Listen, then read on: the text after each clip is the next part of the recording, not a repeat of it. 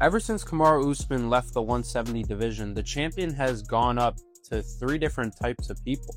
We've had Leon Edwards, Belal Muhammad, and Jack Della Maddalena just recently getting the 170 belt. And in a talent-rich division like 170, I think it's going to keep going up and back and forth, this title. And I think someone that may hold it is the guy I'm going to be talking about today, and that is the Ninja Turtle, Jaquan Buckley. Now, if I would have told you 5 years ago that Jaquan Buckley would be a title contender, you would have told me that Jaquan Buckley is an undersized 185er who has no chance in competing against these higher 185 middleweights. And you are partially correct. Jaquan Buckley at middleweight was not a horrible fighter. However, he was very undersized, and the things that he does at 185, he does it at 170 so much better. His power, his speed, his ability to just be aggressive and be that offensive threat is a lot more of a threat at 170. And in 185, he did see a lot of roadblocks, but also a lot of wins. Even at one point going into a 3-fight winning streak, but then it went to a 2-fight losing streak from Nasruddin Imavov and Chris Curtis. Both middleweights who are, one is on the verges of getting a middleweight championship, and the other one is a perennial top 15 fighter. So these wins are not wins to really, not losses to keep your head down. However, Jaquan Buckley has such a championship mentality that from here on out, he just hasn't lost. It's been 3 years since we've seen Jaquan Buckley not win a fight. He's been on an absolute tear ever since moving down to the 170 division.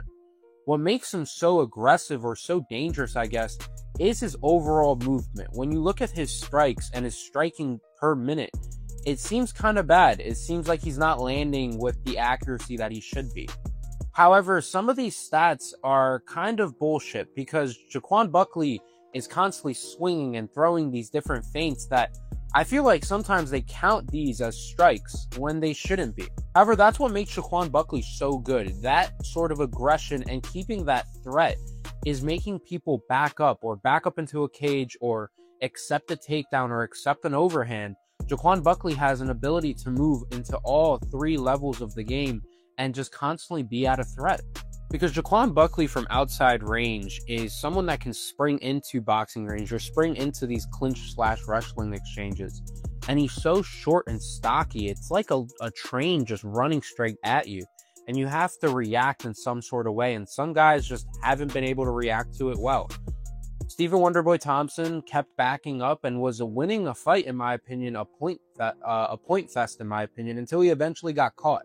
Jaquan Buckley has so much power even into the later rounds that all you need is kind of one mistake or one hiccup. And the issue with Stephen Wonderboy Thompson was the cage.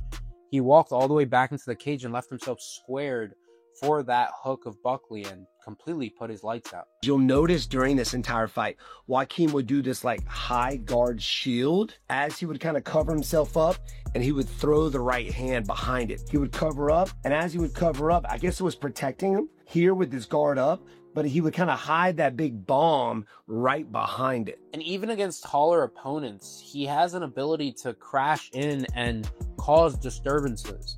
I know he's not a crazy fighter, but the fight against Nursultan Ruziboyev showed that Jaquan Buckley can really go from point A to point B so quickly that you have to react or at least defend in some sort of way. It's going to be interesting to see guys like Carlos Prates or Ian Gary or these longer range sort of strikers like Shavkat maybe have maybe a field day with Jaquan Buckley. However, I do think Jaquan Buckley can be someone that can get to the distance and wrestle these guys and beat these guys in a 5-round fight. I think Jaquan Buckley has all 3 levels of the games in terms of close range boxing, wrestling, and being able to just be so athletic and so fast from that outside range, still being a threat. However, there are some flaws I see in Buckley, and that's a submission game. This guy has no submissions in any of his fights, not a single one, not a single finish by submission. I think with the takedown threat and his ground and pound ability, some of these back takes or getting to dominant positions can lead to submissions and ending the fight quicker.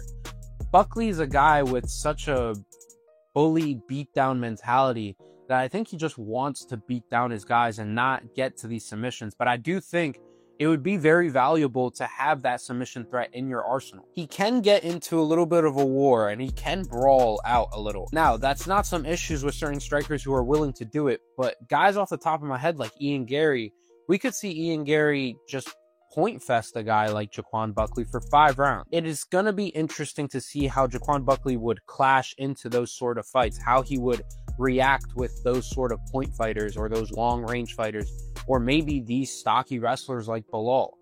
It is such a talent-rich 170 division that you need an X factor to really make yourself a champion.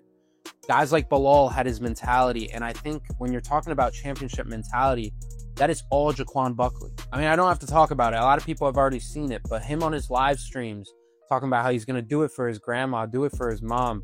He's going to keep fighting. He's going to keep training. My grandmother was the one that took responsibility for raising me after I lost my mother.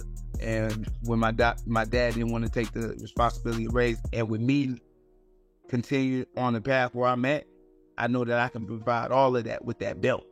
That is what makes a champion. That is what makes someone different from the pack. That is what makes someone special. And that is exactly what I think Jaquan Buckley can be.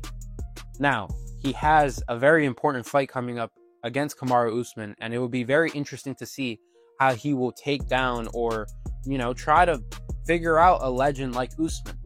However, I do think Jaquan Buckley, win or lose there, will learn and develop and grow even to a stronger fighter. I think this 170 division is stacked, but I think Jaquan Buckley has everyone's match. It's been Santi. It's been Studs.